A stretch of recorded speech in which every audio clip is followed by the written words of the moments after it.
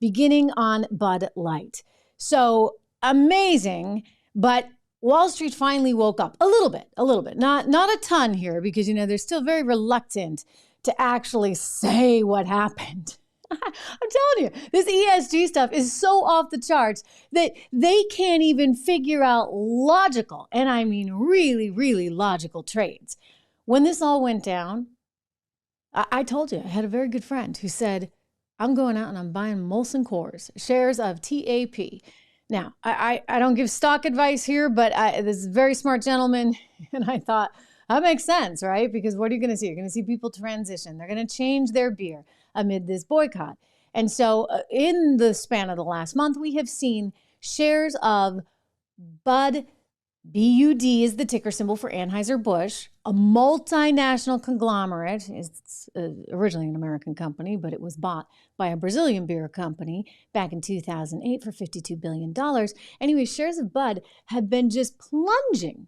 Really, I mean, ever since this whole thing came about, they had been trading around $67 a share. If you look at them now, it's really amazing to see this kind of value loss. You're talking about depleting some $5 billion in market cap in this time. I'm pulling up the stock price as I speak with you, trading down again, $61.43. So this is finally catching up with them as it should. I mean, you started to see evidence early on, but for whatever reason, Wall Street was trying to ignore it. Interestingly enough, it wasn't even an American bank that came out with this. This was HSBC.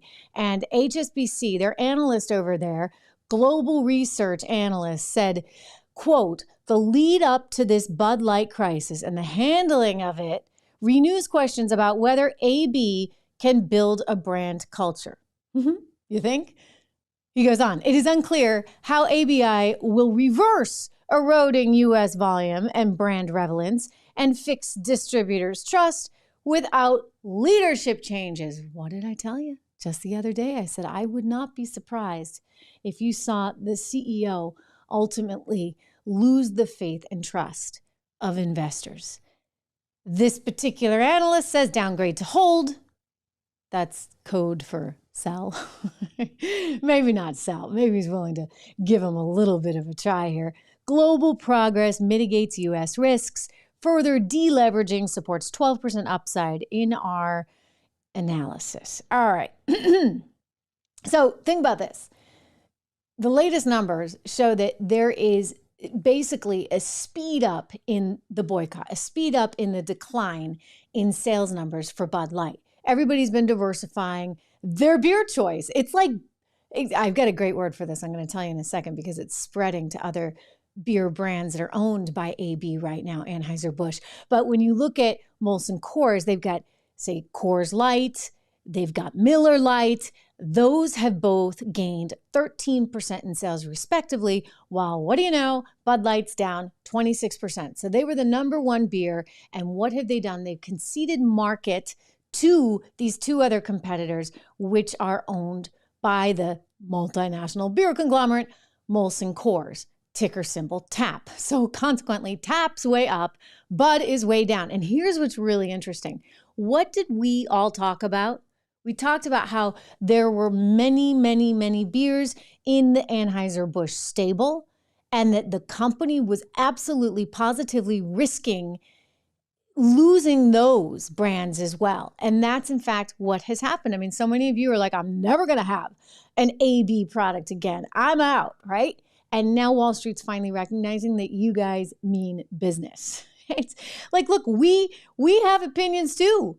They try to cut conservatives out of everything. Somehow we don't matter.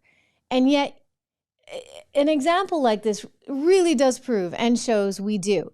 This is classic marketing 101 type of mistakes. I mean, they and the analyst admits that. Let me see if I can find the paragraph there where they do admit it. By the way, they never actually talk about Dylan Mulvaney. They can't. You know why? Little thing called ESG, environmental, social governance. And if you're not with the program, you're not one of the cool kids, and therefore your research isn't valued. And not only is your research not valued, your bank's going to suffer because they're not going to buy into this. I mean, it goes on and on, right? This is part of the reason why you saw this company engage in such what one might argue is a risky marketing idea. But let's go back to Miss Alyssa Hanush. I can never say her name, so I always say one of these days I'll learn it, but I'm not gonna try because I don't want to mutilate it. But you know who she is. This is the marketing executive that has since been put on leave.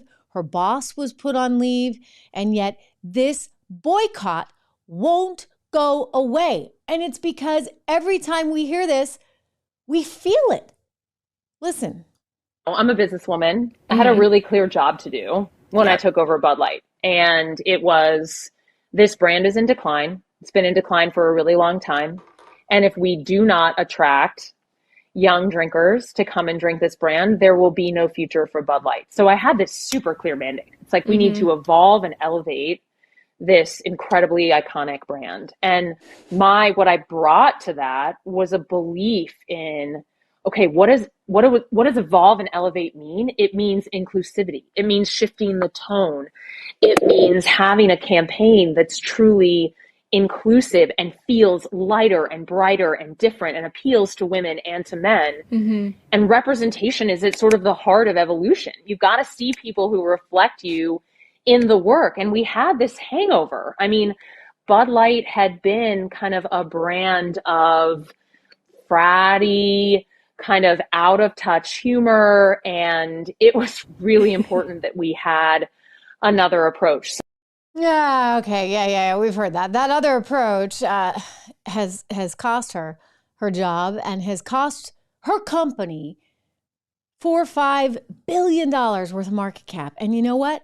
Cost the company overall, the entire Anheuser-Busch brand, its reputation and the trust that it had with its audience, with its customers. I mean, sure, you may want to expand your audience, but you don't insult the people that have made you who you are, right? And that's what she was so cocky and so condescending.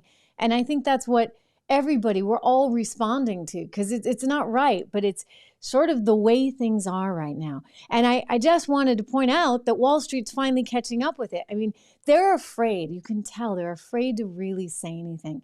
This is the only analyst that has actually issued a report on this. And it's like, guys, come on. Like, it's pretty obvious. There's a trade at play here, and you don't even want to admit it. You don't want to admit it because you're too afraid of the ESG police. The police that are sort of impressive carrying skills, right? I got some Bud Lights for us. So I kept hearing about this thing called March Madness, and I thought we were all just having a hectic month, but it turns out it has something to do with sports. And I'm not sure exactly which sport, but either way, it's a cause to celebrate. This month, I celebrated my day 365 of womanhood, and Bud Light sent me possibly the best gift ever, a can with my face on it. Check out my Instagram. The gift that keeps on giving. I mean,